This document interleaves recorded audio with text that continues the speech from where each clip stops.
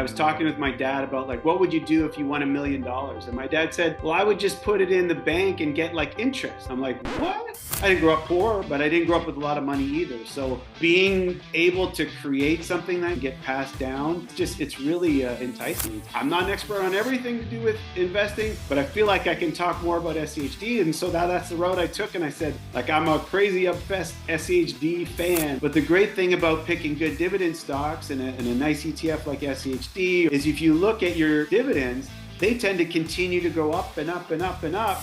Doom and gloomers always say history repeats itself. And so like this bad thing is going to happen. But the thing is that we're still here. You know, you can borrow somebody's stock idea, but you can't borrow their conviction.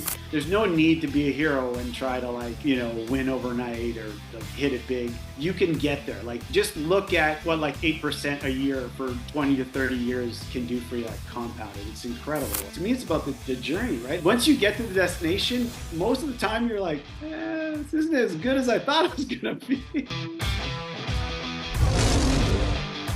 Investors, welcome back to another go-round of Masters of the Market. Joining me this week is Craig Sutton, aka SCHD Stan. I'm happy to have him on with me to share his story, but he could do that much better than I can. So Craig, first and foremost, I just want to welcome you to Masters of the Market. It's a real honor to have you on with me. And I'm just going to go ahead and pass the first question right over to you. Ask you about your story. And moreover, how in the world did you become known as SCHD Stan? Well, thank you so much, Ari, for having me on. I've been listening to your interviews and I really enjoy them. So thank you for making me a part of this too. And hopefully we can do something good here. But yeah, SCHD Stan is just a character I created to talk about investing, dividend investing in particular, on Twitter, now X. When I got into investing, I was like, I didn't feel like an expert. So when I wanted to talk to people about investing, I felt a little out of place. But I thought, you know what? I really like this. I've been investing in SCHD since like 2018, before it got all the hype. So I felt like, hey, you know what? I feel like I know something more about this than, the average person. So, and I really liked it. I'm like, this is a really cool thing that I think people need to know more about. Like the hype is one thing, but people really don't get into it and find out like, why did it have hype? Why is it so popular? So I said, I think there's a gap in that education of what people need to know about this. And I think I know a little bit. So I went into Twitter with a real focus, like, you know what? I'm not an expert on everything to do with investing, but I feel like I can talk more about SCHD. And so that's the road I took. And I said, like, I'm a crazy obsessed SCHD fan. So SCHD Stan, like the Eminem video, right? That's where it came from. I want to rewind back a little bit more with you. Where did the whole intrigue of investing come from? You know, if you look back perhaps in your earlier years. Yeah, well, there's a few things like reading books and like, I've told the story before, like even when I was a little kid, I was talking with my dad about like, what would you do if you won $1 million? And my dad said, well, I would just put it in the bank and get like interest. I'm like, what? He's like, yeah, you get like, on that much money, and this is in the 80s. So it's like you could get like 10% interest, and then that would be $100,000 a year, and you would never have to touch the million. And I said, what? I'm like, that's amazing. That is so cool. And that stuck with me. I can't remember how old I was. I was very young. And that always stuck with me that like if you could build that up and then never have to touch that investment, you've always got that. And at the time I was like, well, you can just play all day and have fun. Like, that's all I want to do.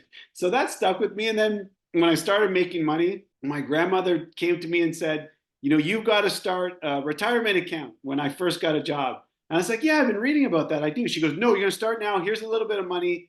Start, like put it in. You can't use this for anything else but this. I said, all right, that's great. So they made me go about the process and sign. I live in Canada. I grew up in Canada. So I signed up, I started the process for starting an RSP. And that's like a 401k in the US. And I just I took a percentage. I read a book called The Wealthy Barber, which is a Canadian investor. He talked about saving a certain amount, like 10 to 15% every month. And I said, okay, I'm going to take 10% right off the top of every check that I made on my first like real full-time job. And I put that in my retirement account and I didn't look back. And, 5 years later, I used part of that as a down payment on a house. And I never really even thought about it and never struggled for that down payment with my wife as well. We both came together and were able to do that. And it showed me right away, very quickly, the power of just investing and putting something away and really not even thinking about it, like just letting the market do its work, and that that sold me, So yeah. Sure. It reminds me very much of like Warren Buffett's upbringing, where he had the intrigue of numbers and just wanting to get invested into a company for the power of what it could do. What age did you start investing? So I was about that was so this retirement account stuff I was about 24. But I really didn't get into like my own brokerage account and like picking stocks until 2018. So about 6 years ago I've been doing that.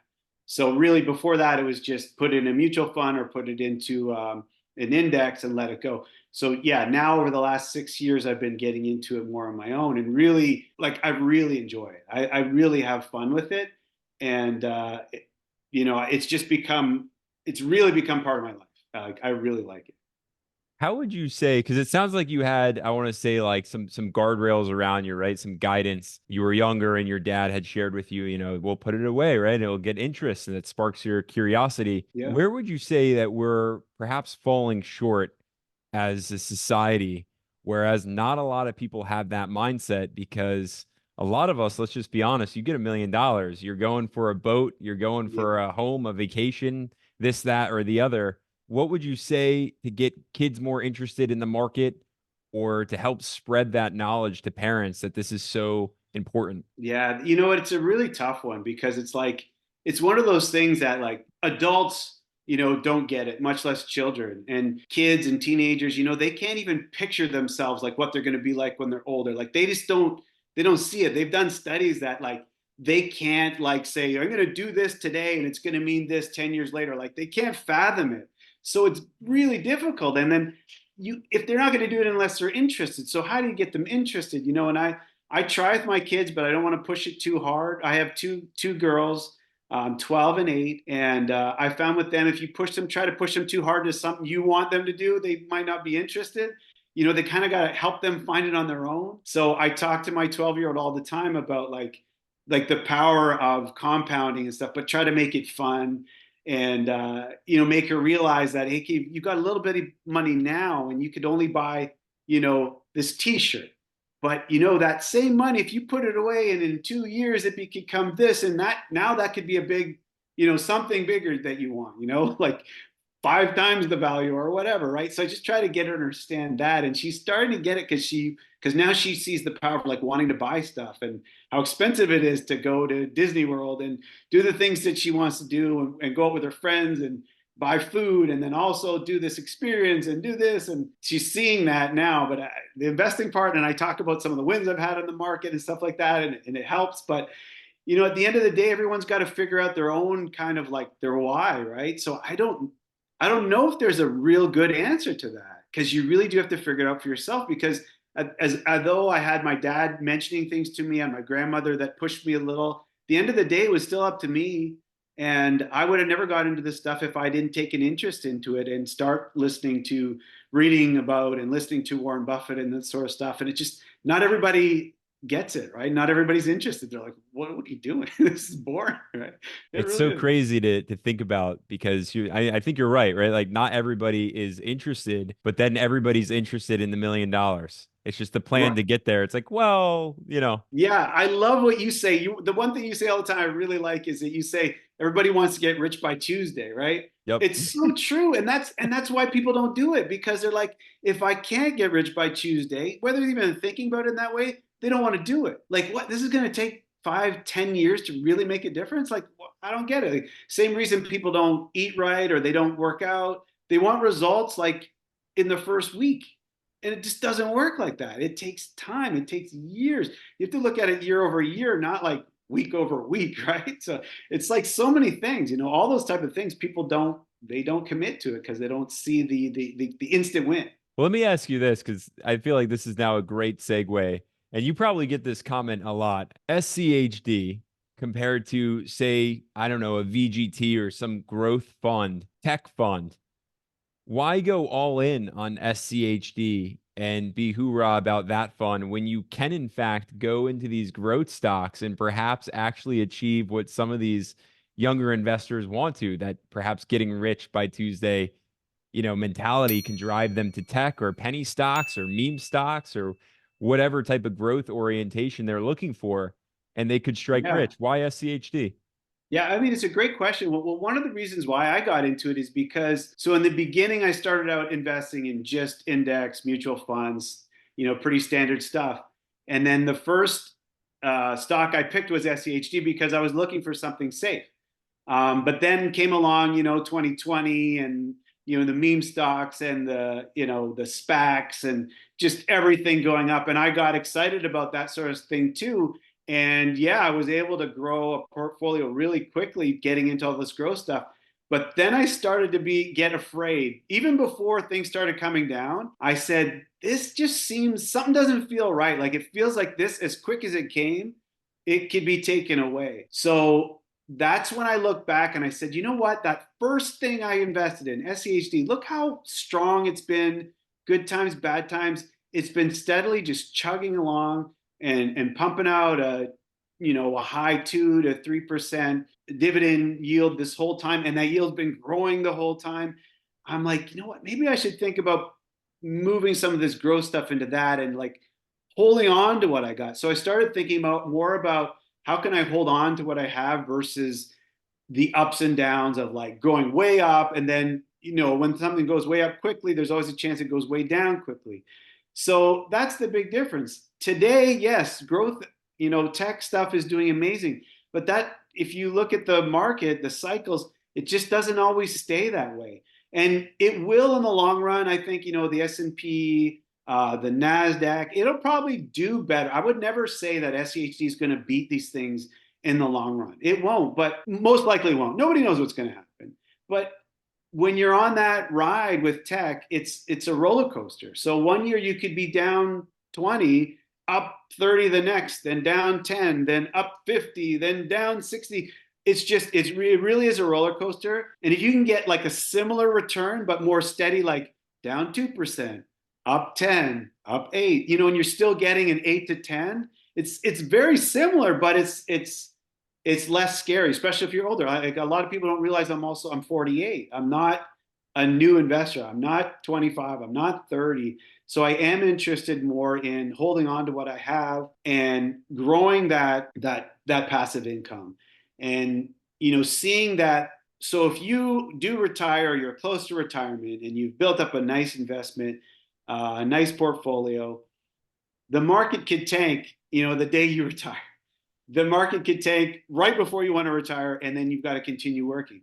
But the great thing about picking good dividend stocks and a nice ETF like SCHD or DGRO, one of these ones that's focused on maintaining a nice yield and a nice dividend growth, is if you look at your dividends, they tend to continue to go up and up and up and up because there's good quality stocks in there, regardless of the market. So the market could tank, but you're what you're making in dividends is actually still going up, and that can go up, for the rest of your life, and you can pass that down to your children and to their children. And I feel it's a way to build like generational wealth, which is just, it's amazing. Like I didn't grow up like that. I didn't grow up poor, but I didn't grow up with a lot of money either. So being able to create something like that can get passed down without ever having to take away from the golden goose, your dividend income just keeps growing and growing and growing, and you just let your investment grow and grow, and you could live off the dividends but never kill the golden goose, never kill the actual portfolio that's spitting that money out. It's really enticing. I feel like for all investors, whether dividend investors or growth investors, it really takes someone knowing themselves very well to be able to handle the ebbs and flows in the market, especially when it comes to tech. Is there a way for an investor to actually discover a little bit more of who they are so they can handle that risk tolerance when they're invested in the market? Yeah, well, I think part of it is just having to go through it. Like it's just experience, right? Like when you see something you've had done so well and you're up, 60%, whatever, 40%, and then you see it down and you start seeing it come like under where you bought it. And now you're like, oh my gosh, I had so much more and now it's gone. You like, it changes you. And if you can completely handle that and just say, hey, you know what, this is just a great time to buy more. No problem at all, whatever. It's easy to say that now when we're up, but when you're down, it's not so easy. So I think being through that, like over the years, you just start to learn more about yourself and how much risk you can handle. And one thing I do want to add is that I do invest in growth as well. Like the biggest thing I own is still the S&P 500. And it was another reason I went for SCHD is because I wanted to kind of do something different in my own investing in my own brokerage account because most of my retirement accounts are invested in S&P 500. So what could I do that complements that? You know, if I'm going to start investing a lot, I don't want to just do the same thing. What else can I do? And that's why I've got, you know, got growth and I've got this kind of more stable growth at the same time. So yeah, Almost you feel really like got to learn. You got to learn as you go. almost feel like the name change could come right along. SPY Stan Yeah, I over mean, at time. the end of the day, I really do. I mean, I have more in the SPY and that sort of thing than I have in SEHG by far. We'll play a fun game, Monday morning quarterback, because it's always fun to just look back in time. And I'm curious from your story, as you just shared, right? It was like SCHD, and but then there's more at this point in time, the S&P. Looking back, would you have changed anything on your journey to set you up for more success today? Well, what I would say is I would, I mean, I learned a lot from it, but I would try to skip the phase where I got into investing into too many different stocks. Like I was listening to too much. Like I read and listen to a lot of different sources, and it's like I tried a little bit of everything, right? I tried, you know, speculative stuff and it really I would listen to every story, whether it was like even Jason Faber, right? Like I love him. He's got some great stuff, but you shouldn't just like I fell in love with every story he told. And I'm like, oh wow, okay, I'm gonna buy a little bit of that, a little bit of that. I would listen to Jim Cramer, and you know, whenever I didn't invest in everything he said, but sometimes I like what he was saying, and I said, oh, let me buy a little bit of that. Just and I basically, and I'm like, I looked at Warren Buffett's portfolio, and I said, you know what? And I picked stuff out of there. And I said, you know, I like this one, I like that one, and I ended up just with too many stocks. At the end of the day, if I were to start over, I would stick more with ETFs. And then when I'm going to pick an individual stock, really make sure I know that company well and dig in and don't even invest in the individual stocks until you really understand like more about investing and what can happen to a company and what to look for and so that sort of thing. So like I still have too many stocks and I'm trying to, you know, manicure that and get it more into ETFs and so I can sleep better at night and that sort of thing. So it's come a long way, but I still have a lot of work to do. It'd be great just to have, you know, some core good ETFs, three, four, five of those, and then, you know, 10 to 20 stocks that I really love and can follow and really understand. And that way you have the conviction when something goes wrong, you can say, you know what, I know this isn't long term. This is just a blip because I love buying when there's a blip in an Apple or Microsoft, when there's bad news and everyone's down and but you know inside that, you know, we've been through this before. Like these companies are so good. They're going to make it through. They're going to figure it out. And I would love to feel that way about every stock I own. And I don't feel that way about every stock I own. So I'm getting rid of those and trying to keep and focus on more of the Microsofts and the Apples and the Googles and that sort of thing too, right?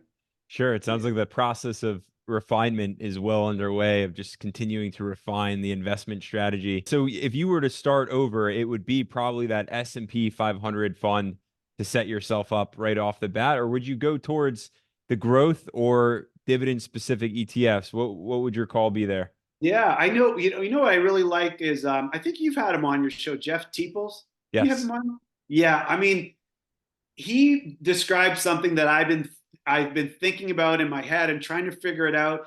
And he lays it out and shows that it actually beats like everything.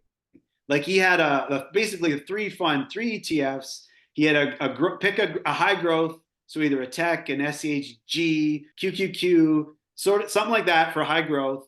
Pick the S&P, so for your broad market, and then like a dividend growth, so like an SCHD, could be VYM, could be a D grow. So three like that and go 30%, 30, 30, 30 in each. And then I think he did like a 10% international, right? I'm like, to me, that's beautiful. It's if I were to start over, I would do that. And then if you're younger, put more into growth and less into SHD and the S&P. And then as you get older, start flipping more into the dividend growth stuff. So like And I love that he's gone through it and he's back tested and he's shown that actually, it holds up better in bad times and performs just as well in good times. And, amazing. It's just that is, yeah, it's really great. I have to say, it's that simplicity that I almost feels like just slips right past us Yeah. because we're after that growth, that get rich by Tuesday, that I want it now. How do we put an end to that mentality? Is there a way to do that? Sometimes you can't, it's hard to take advice from other people until it's hit you. Like the greatest thing in the world is if we could actually take the advice that people give us, but at the same time, not every bit of advice out there is good either, right? So you really do have to learn. Like you have to try this, try that, listen to all these different, because like everyone who talks about stocks has like different opinions on what's good and what's bad. Like I just try to take in as much as I can and then like mash it up and come up with my own thing. And I think it's just time. Like we just have to figure it out and think critically about all the information you take in. But to me, at the end of the day, we just have to be just think positively that the market tends to go up in the long run. So like the doom and gloom out there, the people are always saying, don't buy today because it's all going to crash. Like it just doesn't work out in the long run. Yeah, they're right once every 10 years or whatever it is, but what's that worth really? Like in the long run, the stock market does go up. So, and if there's something crazy happens, then we got a lot more to worry about. Like if the stock market really, really crashes, we got a lot more to worry about than, our stocks. So, stay positive, listen to everything, but remember that like especially like the US and like these strong economies, like they figure things out. We always figure it out. Like when the meteorite's about to hit, that's when everyone comes together and like figures things out, right? Like they invest all the money into the issue, the biggest issue at the time, and we figure it out. Like doom and gloomers always say, the history repeats itself, right? And so like this bad thing is going to happen, but the thing is that we're still here and we always make it through. So history also repeats itself to the positive. You got to remember that, right? Like we always get through. So just invest, man. Get out there, learn for yourself. You just really learn for yourself. You got to listen, but take everything with a grain of salt. Sure. I want to ask you about how we know who to trust out there because you mentioned Jim Cramer, you mentioned Jason Yeah. Fieber, Jeff Yeah. Teeples. You have on X, I'm on YouTube. There's so many influencers or people Yeah. to go to for our financial, I don't want to say financial advice, but I mean, that's really at the end of the day what it is. We're saying, Yeah. hey, do this, look at this. How do we know who to trust? Yeah. And you got to figure it out. Like, I mean, you got to realize that everybody's coming from their own perspective, right? So I always say that, a lot of these experts, they're not necessarily right or wrong. They're interpreting the data they get from their perspective. And we don't always know what their perspective is. Like they're in their mind, like it has a lot to do with like investment horizon. Like how long are they invested for? So you see people on TV talking about a certain stock and their mind, they might be just thinking the next couple months, the next week. We don't really know that. So they're all on board. Yeah, this is the greatest thing ever. But as soon as that changed, they would sell. They're out. Like they could be. There may not be a long term or as long term as we are. They might have a different mindset. Like people that argue on Twitter all the time, like if you just said, hey, wait a second, are you talking about in the next year or are we talking about the next 10 years? If you just sorted out like people's time horizons, it would probably end so many arguments, right? Like, and also like political views. Sometimes people are just, they're so stuck on politics that they're going to say the economy is bad because they don't like who's in power at the time. And it's coming from an honest place. Like they don't even realize it. They're going to say the economy is good because of the person who's in charge at the time it affiliates with their views or their politics, that sort of thing. So people just really don't realize all the things that are influencing themselves and that are influencing that person's point of view. So for me, I just try to take in a lot. And the more I learn, the better you get at figuring out for yourself, like having a better radar, for what's important, like a better filter. Filter's the right word, I guess, to filter out what's important to you. But at the same time, I still think it's important to listen to some of these guys, but just don't take everything they say as gold. Like Jim Cramer does a good job, I think, of like summarizing kind of the day's events and the companies that are reporting today and tomorrow and what could that mean, right? So you take that in and you say, okay, it's important to know these few things, but maybe he's not right about his opinion, or he doesn't want to sound bad about talking about a company that everybody loves, or you know what I mean? Like he has to be political because he cares about viewers, right? So you have to remember all that sort of thing. But expert, they're not all good and they're not all bad. It's the truth is somewhere in the middle, right? Like people hate on Cramer, but he's done.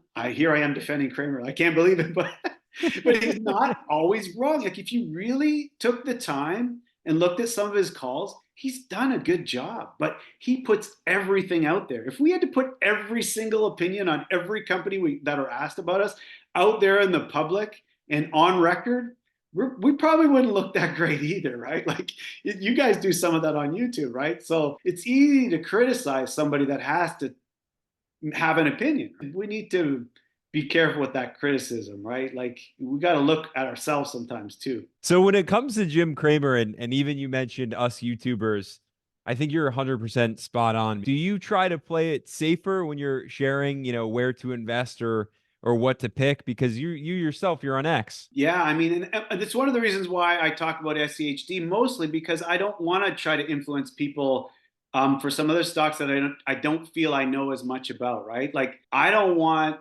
like when I started, I don't want that version reading something I wrote on X or in a YouTube video or whatever and be like, oh my gosh, he mentioned this. I got to just go buy it, right? So I try to stick to my lane in that sense. But I'm human. I'm open to chatting about stuff, but we just all have to realize that like I've only been doing this for 6 years and I'm not an expert. And a lot of people on YouTube, they're not experts per se, but there is something valid. They're doing a lot of people are doing a lot of work and they're doing some good work. So it's worth listening to, but you got to always remember that it doesn't mean they know what's going to happen because nobody does. Like Warren Buffett doesn't know what's going to happen. Everyone's just doing their best based on the knowledge they have. And yeah, so again, I just tried. That's why I focus on SCHD. And even that, of course, I don't know what's going to happen with SCHD either, but at least I've spent a lot of time studying and I take a lot of time looking at it every day, and I look at the close and the open and I look at the stocks that are in it and the methodology and how they pick stocks and how I think, what's happening with the macros and stuff is going to affect SCHD and that sort of thing. So I try to stick to that, but I mean, if you see on X, you will notice that I mention other stocks every once in a while, but I try to state facts and not say too much or say, I'm not an expert. This is just what I think, that sort of thing. So I'm going to ask you this one. I usually ask this question towards the end, but I want to throw it in here. Do macros matter? They do. Yeah, I think so. I think they do. I mean, for someone that's a long-term investor that's just investing in the S&P 500, like DCAing every month a set amount, it probably doesn't matter as much. But if you're trying to pick what's a better investment today versus tomorrow, and if I have this amount of money and I want to invest it right now, what's smarter for the next shorter term period, then yeah, it matters. And, the way I look at it is I have my retirement accounts that are on autopilot. And that's where a good chunk of everything I save goes to. So on the other side of my brokerage account, I am going to try to play and have some fun. I want to be safe, but I'm willing to take some risks with some money to try to do better. We're all trying to do better. I'd be better off just probably putting it all in the S&P and not doing that. But I enjoy it, right? And maybe after some years, I'll be able to get this right. But I think macros matter in that.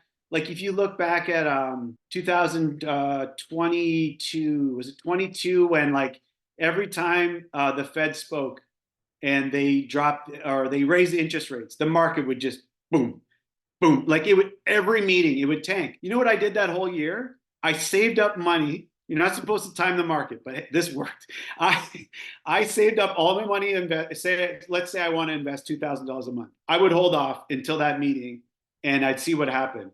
And it would drop and just drop most of my money. I would invest that day. Keep in mind, half of everything I do or more is already on autopilot. So I've kind of got that going already in the background. Then I've got that, something to try to time a little, right?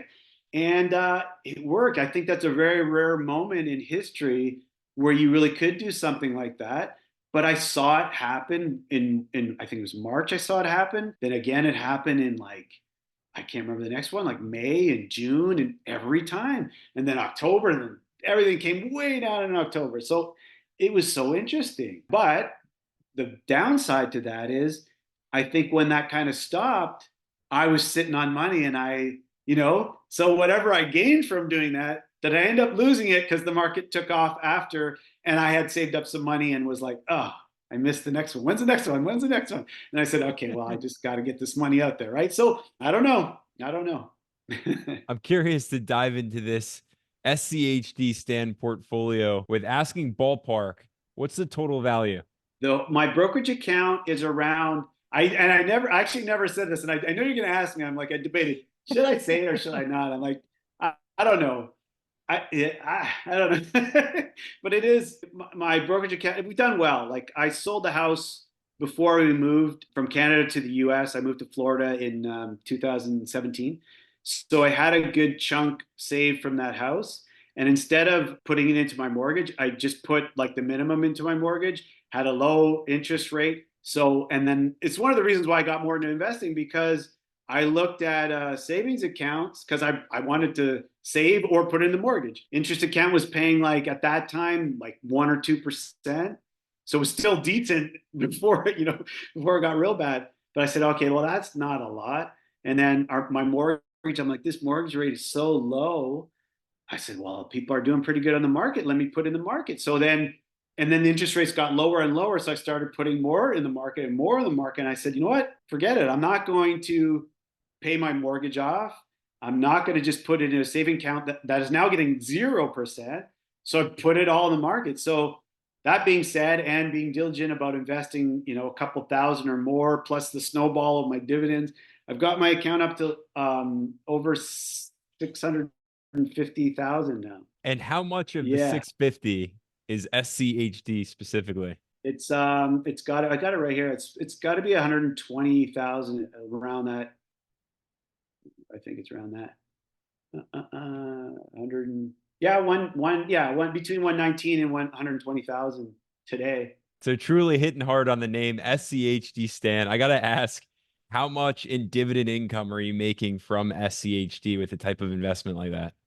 Oh, from SCHD alone, 4,000, about 4,100 a year, and in dividends in total, it's over 16,000 a year, 16 something a year from just Wow. from the brokerage account.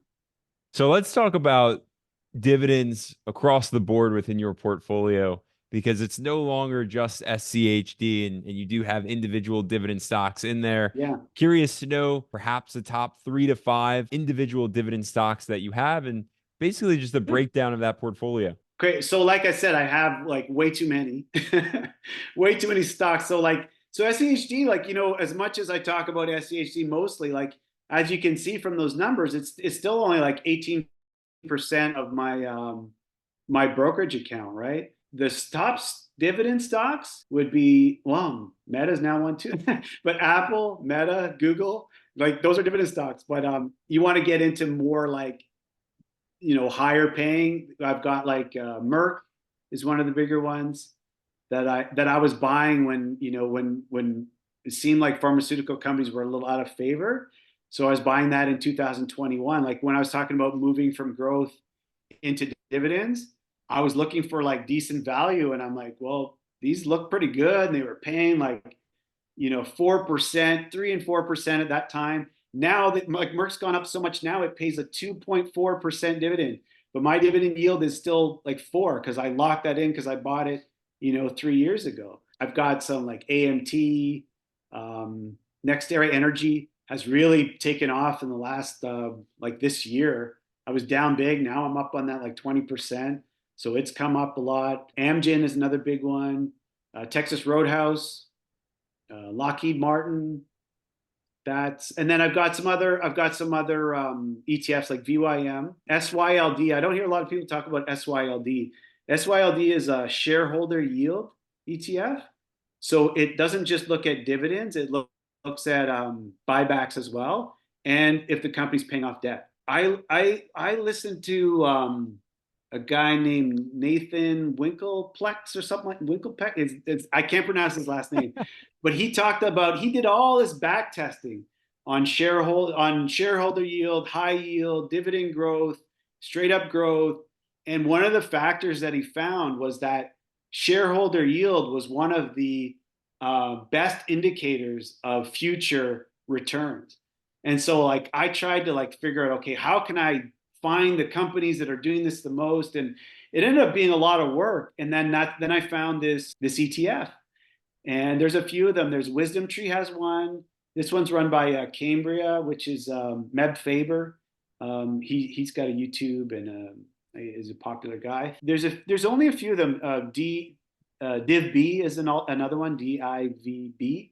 And I compared this one. The expense ratio is a little higher on this than my other ETFs, but it's done really well, and it's actually beat the S&P like over the last 10 years. So it's quite impressive, and then it pays a growing yield. It's not a huge yield. It's usually around like 1 to 1.8 to 2% kind of thing. But that's slowly growing into one of my bigger ETFs too. And then I'm also growing DGROW, and the other one is FDVV. It's a Fidelity high dividend one, and it's done really well. It's interesting because it's got Nvidia, Microsoft, a few of the like higher growth names, but then it's got a lot of the solid ones that we're used to seeing. Broadcom, J&J, those are all in there too. So it's like a mix between growth and high dividend, and it pays like a 3%, and it's been growing like crazy in the last year. So that's another one that ETF wise. And then I got into some of the regional banks like Truist Financial and USB last year during the crisis there that have done really well too. So those are some of my bigger dividend holdings. So you have all these holdings now. What's the ideal number of holdings that one should really aim to build their portfolio with? Let's say they have that foundation of an ETF, they want to get started with some individual stocks. What's going to be the ideal number for you? Yeah, I mean, it's I think it's a personal thing. Like if you're really good at this, if you're really good at investing, like, because there's a good example of like, you got to understand someone's perspective when they give an answer to this type of question, right? So you hear like Warren Buffett and Charlie Munger talk about diversification. So when you add more, you're not diversifying past a certain point. You're just making it worse. Well, they can say that because they're the GOATs. They're the best at this. So they know, they talk about, why would I invest in my sixth best idea if I have 5 great ones? Why invest in the 10? Focus on the 5, or anything beyond 10. Why go beyond? Like, why would you ever do that? Well, I don't know. I might think this is the best idea right now, but I don't really know. I don't have that sort of conviction in single name stocks. And that's why I spend so much time trying to invest in ETFs. So for somebody like me, and probably for the majority of people, I think it's a good idea to have a good number of stocks. So like, what's that number? It's, you don't want to have too many, because you should follow these stocks. So it's the amount that you can understand and you can follow without being so small that if 1 or 2 did go down, that would like have a significant impact on your portfolio. So try to think like, maybe don't invest more than like 4 or 5% in one stock. And, and that gets you to what, like maybe 20 individual stocks, right? So start thinking about it in those terms. And can you follow that many companies? And then again, as long as you have a good solid base in some ETFs that are going to be okay in a broad market ETF, then yeah, you can maybe get down to like your 15 sort of thing, right? And I think, are you still focusing on like trying to get down to 10 or stick to 10? I've heard that from you before, right? Yeah, personally, I am. What happened for me is in 2020, I did something that I think a lot of investors probably did. There were so many deals and discounts out there, Right. and I got super excited and I bought a lot. Same. I think I worked my portfolio up to 40 to 50 holdings, but like most of them had like, 3 shares, 5 shares, 6 shares. Yeah. I was just like nibbling on everything. And I heard Bill Ackman share on stage on an interview, basically what you just shared, right? Why would I go for 20 to 30 stocks when, at any given time, there's really only five amazing companies out there to invest in? So I'm going to try to find those five. What's interesting when I share that out loud, they're for me.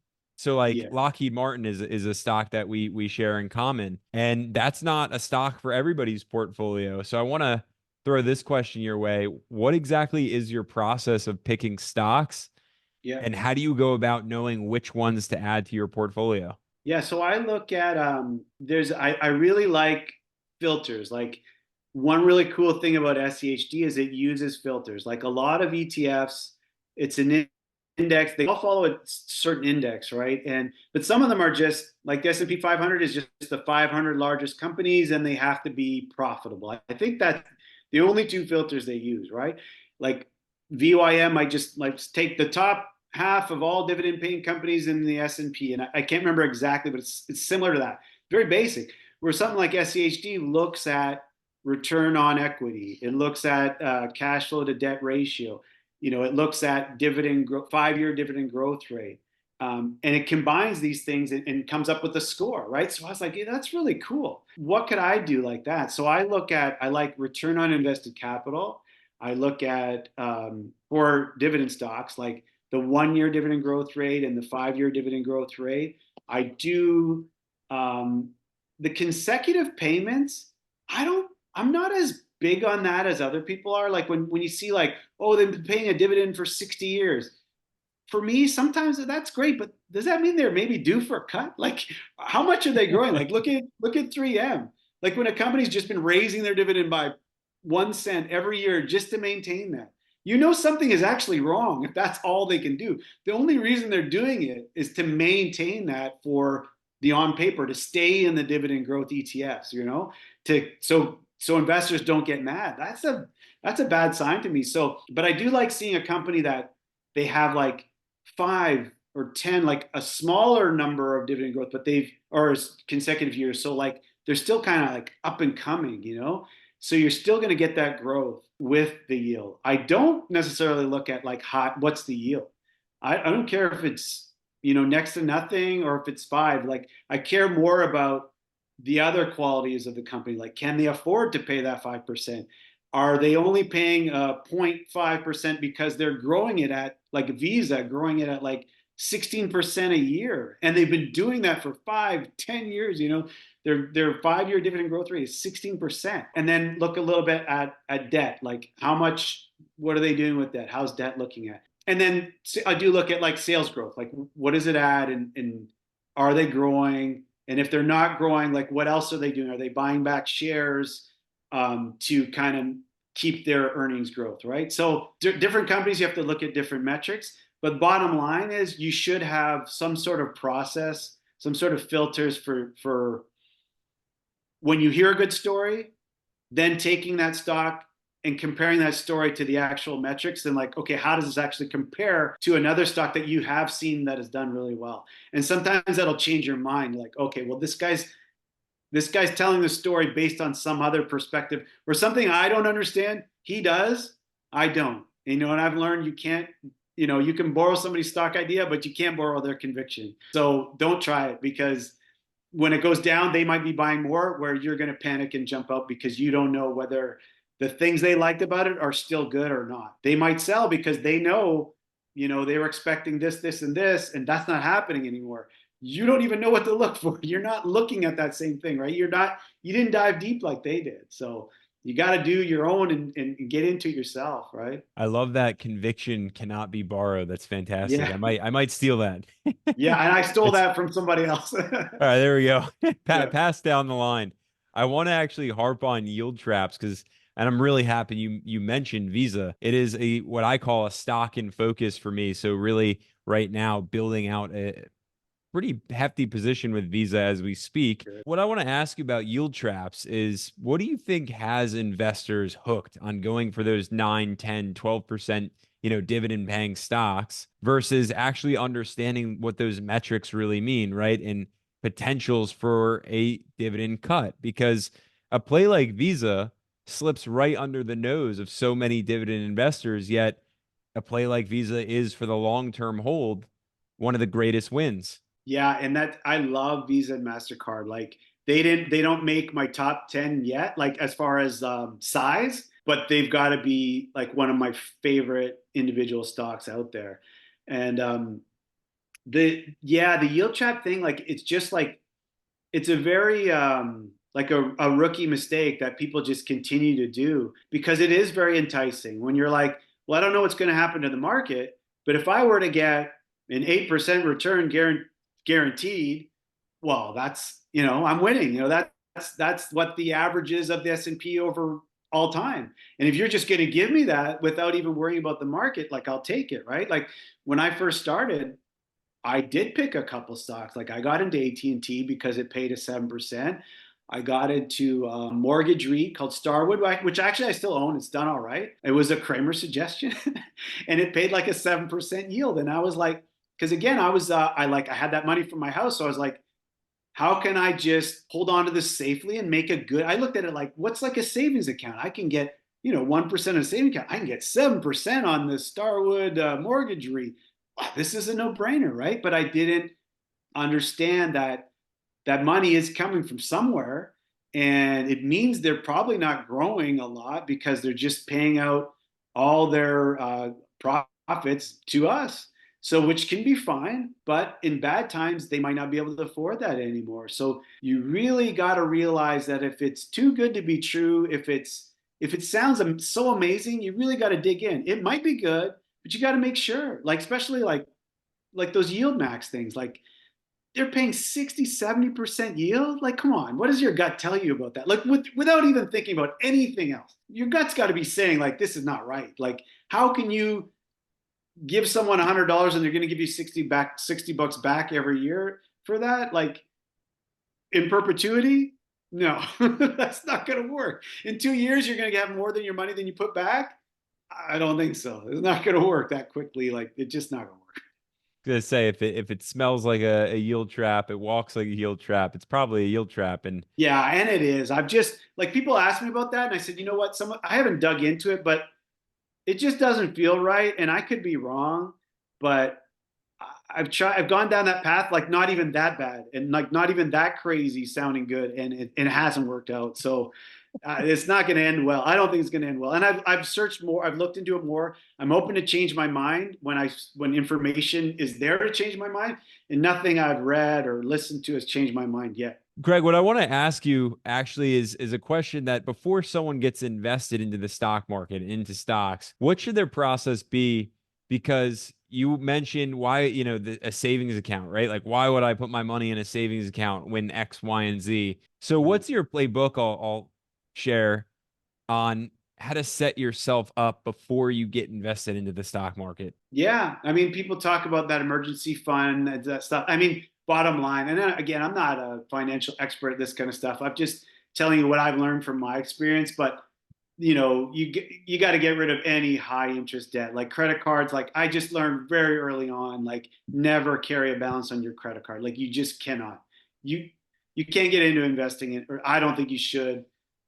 Any extra money should be paying off your credit cards and keeping that under control.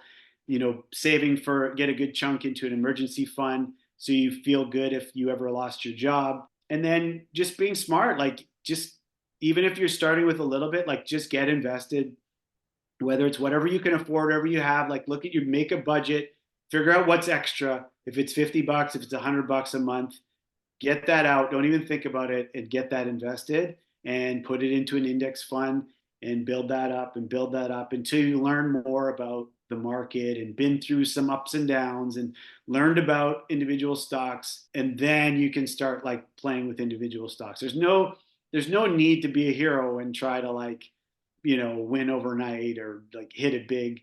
You can get there. Like just do your research and look at what like 8% a year for 20 to 30 years can do for you, that compounded. It's incredible what that'll do for you. If it comes too easy, it's easy to lose too. You can lose it easy, right?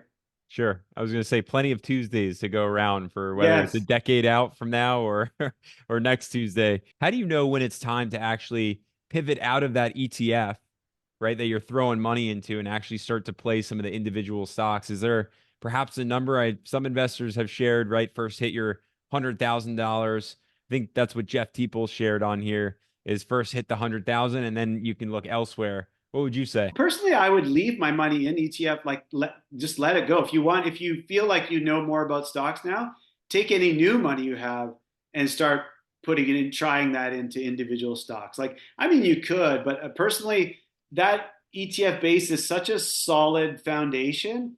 I wouldn't touch it until you need it in retirement. Like that stuff is just it so survives through bad times because yeah, it will go down with the market. It'll go down like an individual stock, probably not as bad, but it comes back so much quicker because of the way like the biggest companies kind of always rise to the top of these market cap weighted ETFs. So you're always going to have, like if you're in the S&P, the Nvidia of the day, you're going to own the highest percentage of that ETF is going to be Nvidia. It's going to be, sorry, the Nvidia of that day. So just imagine always having the best performing stocks. You're going to have that top, the top five all the time. So like, I would say you don't never sell that stuff. Yeah, build it up and then take some extra money and then put that into your individual stocks. And you might learn that, hey, this is tough. Let me just stick with ETFs. Sure. Is there a magic number where you feel perhaps someone should pivot out? So let's say you hit your first, I don't know, 50,000 or Yeah. 100,000. I don't know. I don't know. I've never really thought about it. I've never put like numbers to that sort of thing. Like because I think it really depends on your lifestyle, right? Like what's your cost of living and that sort of thing. So I guess it would have to be maybe in the line of percentages and stuff like that, which I wouldn't even know, but yeah, for me, it's more about like your daily activities, your monthly activities. Like I invest, like I said, a tons on autopilot. And then what I pick on a daily basis, I invest $100 every day at minimum, if not more. And I just look for like my favorite ETFs, my favorite individual stocks, how they're looking today. And I kind of decide where that $100 is going to go today. And then if I see something really great, like Apple's down big, I'll put, a bigger chunk into that sort of thing. So I like to focus on my daily activities and then look back, a year back and look back, like I keep my head down and just keep going and then look back and say, oh, wow, look, this is really making a difference. Look at the difference this has made. And then maybe when I get to a certain level, I'll be like, oh, okay, well, I could move this ETF into this. And like, maybe then, I don't know, but I don't have a number in my mind that's like ideal, like get to 100,000 and then, because I really think certain numbers, it's all psychological, right? Like 100,000 might work for you to like, oh wow, I feel good now. I have 100,000 in ETFs. Now I can play around and I won't be concerned. So like I see why those big numbers really can help, but it's very individual. I'm sure you know about FIRE, Financial Independence, Retire Early. Now, as you've been on your SCHD journey and the ETF journey, I'm very curious to just get to know your take on FIRE. It's all about retiring early. It's all about throwing as much money as you can into that market as possible and almost skipping out on some elements of life for the interim. I say you do have to enjoy your life. And like, I think it's more important to try to build up your skills and earn more money while you're in your youth, like in your 20s and 30s and 40s and 50s, like make as much money as you can by building yourself up. Find out what you're good at and get better at that. Like become an expert at something so that people will pay you for what you're good at. Right? It's not always like people say, follow your bliss, that sort of thing. That doesn't always work out. Like you can't always get paid for your hobby, right? So more importantly, find what you're good at and or get good at something. Because once you get good at something, you might actually find that you're quite interested in it because people admire you for being good at it. You get a lot of accolades for being good at it. You'll probably start to like it as long as it's not something you completely hate, right? And you're probably not going to get good at something you completely hate either, because that's part of getting good at something, is that part of you really enjoys it. So for me, I would spend more focus on like making money, doing good in life, being happy, really enjoying life. And when you get there, you get there. Like you're going to enjoy yourself. Like I feel like a lot of people in FIRE want to like, they think the like, the grass is greener on the other side. Like, so when you retire, everything will be better and it'll be great. But that's not always the case. Like, if you're not enjoying life now, you might not enjoy life when you're retired either, because you've got to enjoy the process. To me, it's about the journey, right? Like, I really learned, and I think people need to see that the journey really is a big part of the fun.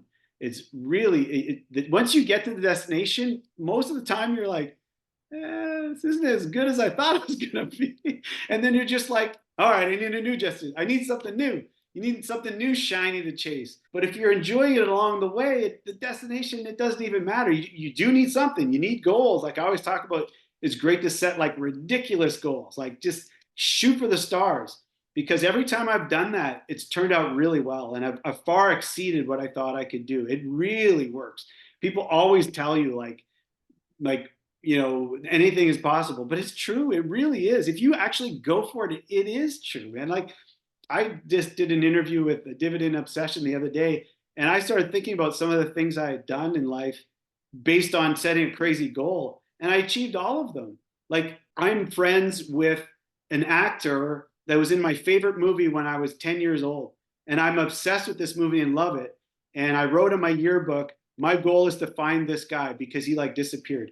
It's an 80s kung fu movie. Motown meets kung fu urban action movie. Like people who know it know it. It's called The Last Dragon. And people who don't know it are like, what? But anyway, I love this movie and I made my friends watch it. I talk about it all the time. I made a website for it just for fun. And turns out because I built this website and I built up this social media stuff, that people doing conventions and stuff started calling me to go out to these conventions. Wow. And of course, I end up meeting this guy that I was my hero when I was a little kid, and now we're friends. Like, not only did I meet him, we're friends. Just stuff like that. Like even with SCHD, I said when I first got on X, I was like, my goal is I want 1,000 shares, and I just pulled that number out of the sky because it seemed at the time it felt impossible. 1,000, it's a huge number. Let me just grab this, and I got there in like half the time I expected it to take. I made it my goal to run in 1 year, to run the distance from my house here in Florida back to Canada. And I made that my goal 1 year and I killed it. It's like 1,500 miles. And I killed the goal. I went way over. So like, you just got to set these crazy goals and see what happens. And, and maybe that crazy goal for people is fire. But I think at the same time, it's really hard to get something to have like in passive income if you haven't built up enough money in the first place. And there's no shortcut to that. Like, you know what I mean? Like you need to build a good sized nest egg to have enough to live on. Like, unless you want to there's some hacks, like live like Jason Faber, like he moved to Singapore or Philippines or Thailand. something. Thailand, there it is. Like, you can do that sort of thing too. And there's a lot of different ways to do it. So even don't take for what I say for, as God's honest truth, because there's different ways to do things. But I just think you really got to enjoy the journey, and you got to try to make as much money as you can while you're young, and then kind of see where you end up. If you do skip the fun and the enjoyment and are so focused on saving every dollar so that you can retire at 55, what happens if it just might not work out like you think, right? It's hard. Craig, what is your current goal, audacious goal that you have right now? Wow, and you know what? That's a good question because I think I need some new ones. Well, people always talk about like, how much they want in the portfolio size. Like mine is like millions, not like 3 million. I want three plus.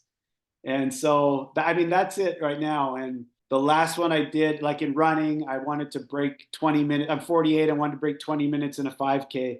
So now I did it. So now I guess I need to break 19, which it honestly feels impossible because now I think I'm getting slower. So we'll go for that. 19 minutes in a 5K. Incredible. I have one last question for you. If I were to give you $10,000, Craig, where would you invest that 10K to perhaps get to those few millions? Yeah.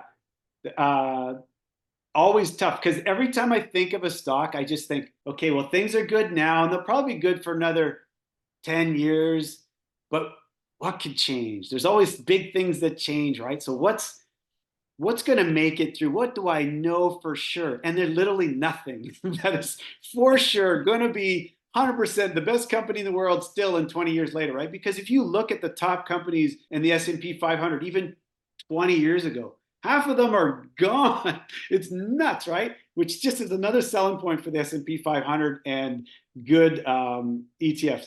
But if I had to pick one, it would probably, we talked about it earlier, it would be like a Visa or MasterCard because they're, again, so you look at their like return on invested capital, they're like MasterCards is like 64% last year.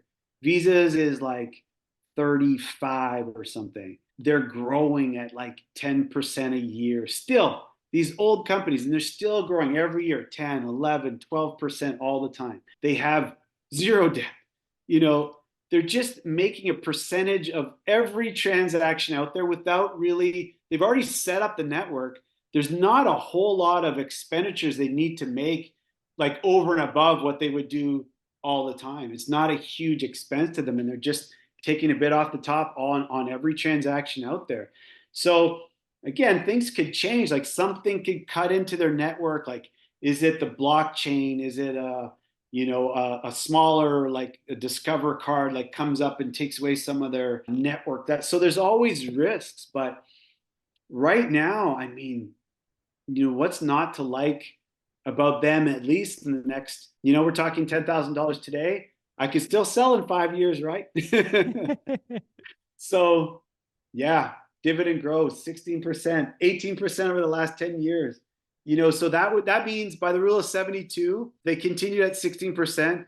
That means the dividend will, I'm not great at math, but the dividend will double every 4 years, I think. That's crazy. So it's only paying 10K. like 0.5 now, but then it pays 1, then it pays 2, then it pays 4, then it pays 8. Like, come on, every 4 years. That's crazy.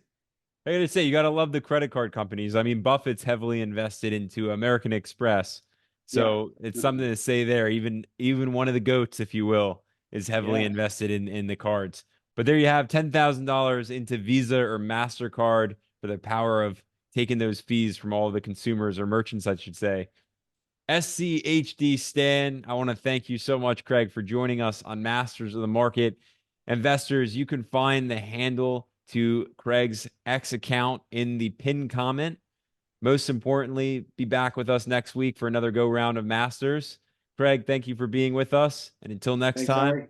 we will see you all there.